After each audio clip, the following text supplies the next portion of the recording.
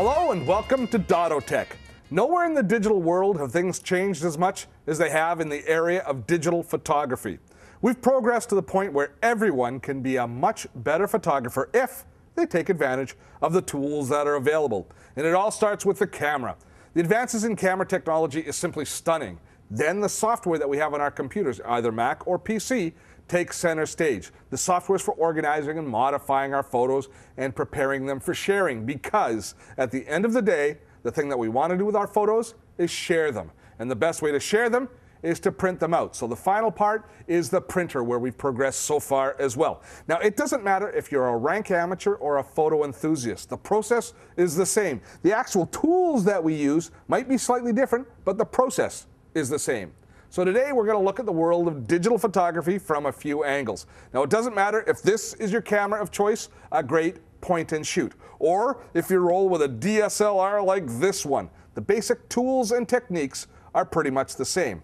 Now, I've heard a lot of good reports about these two cameras. They're both from the Lumix series that Panasonic puts out. This one is their G1 DSLR, and it is an awesome camera.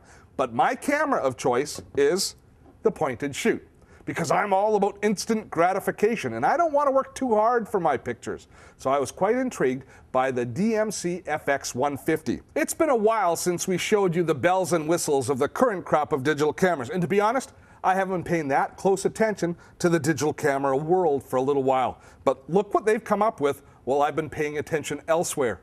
This camera, are you sitting down? It offers a whopping 14.7 megapixels of effective resolution, which is, well, it's simply ridiculous. I don't know what to say about that kind of resolution in a point-and-shoot camera. I guess it's sort of like having Wayne Gretzky in the prime of his career playing for your kid's pee-wee hockey team. It would be great, but really, it's overkill. The lens? A 28-100 Leica DC Vario Element lens. Now, some people are of the opinion that Leica makes the finest lenses in the world, and after using this camera for a while, I'm certainly not about to argue with them. So I took this camera for a bit of a test run the past week or so. I gave it the old Dotto test. Niece's birthday party on the weekend, and then I had a quick road trip up to Whitehorse early in the week. I took the camera with me, and I was really impressed with what I saw. It's a point-and-shoot camera that thinks it's a DSLR. You can save these images in Camera Raw format as well as JPEG. Now, Camera Raw gives serious photographers tremendous control over their images after they've taken their photos. And to be perfectly honest, it's way beyond what I use in my personal life, but it is a great option to have. This camera, I mean, just capturing images at nearly 15 megapixels alone, as far as I'm concerned, is overkill. I keep my snapshots to around 5 megapixel, but that's me. Your mileage may vary. Now, my real measure of a point-and-shoot camera is how well it performs in auto mode. Panasonic calls theirs intelligent auto, and there's a whole range of intelligence that's built in. As soon as you turn on the camera, you see something different right away in the very first photo grid, because we have this grid now that allows you to help compose your scenes. And I found that seeing those little lines on it, which you can take off if you want, but having those lines on the scene allowed me to compose more interesting and more elegant photos. Right away, I became a better photographer because I was framing my photos better.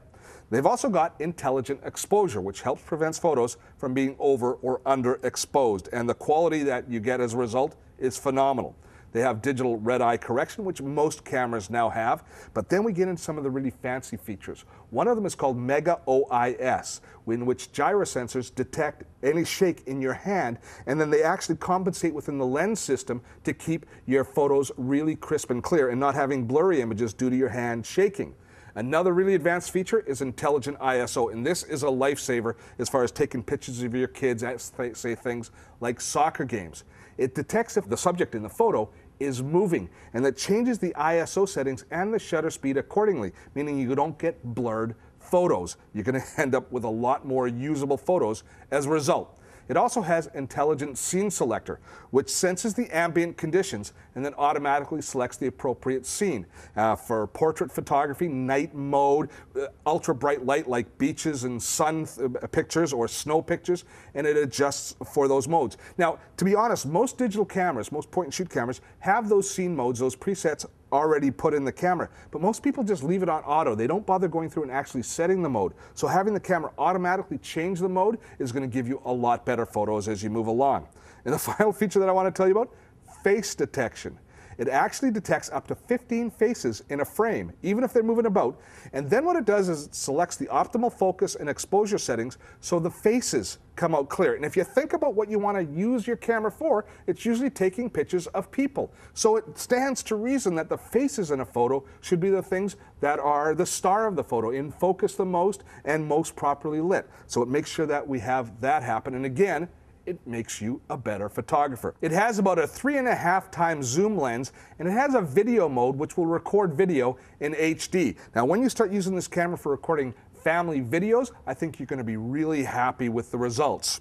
But as impressed as I am with the DMC FX150, this DSLR is just as, if not more impressive. It all comes down to quality, and the quality that we can now expect from our cameras is superb. These built-in tools, well, they do one profound thing, something that I've been harping on for this whole segment.